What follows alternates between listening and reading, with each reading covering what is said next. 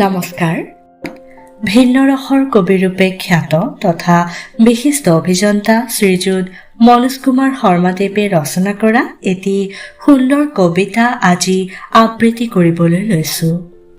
কবিতাৰ শিৰোনাম মানৱতাৰ প্ৰহৰী।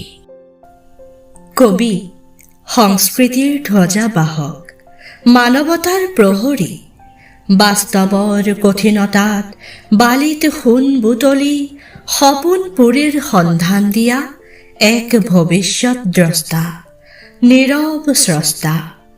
কবিৰ চাকত সৃষ্ট কাব্য জ্ঞান পিপাসুৰ কল্পবৃক্ষ, হৃদয়ৰ পৰা হৃদয়লৈ অমৃত সঞ্চালিত কৰা এক অদৃশ্য সাঁকো। কবি মনৰ এলান্ধু আঁতৰাই জ্ঞানানন্দৰ ৰস ছটিওৱা জ্ঞান অন্বেষী পূজাৰী।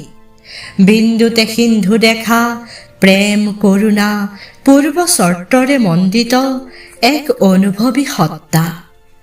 কবিতাই সন্ধান দিয়ে কলিয়াৰ সিপাৰৰ জ্যোতিষ্কৰ, দৰ্শনৰ আশিসেৰে বৰষে আমোক মন্ত্ৰপুত বৰষুণ।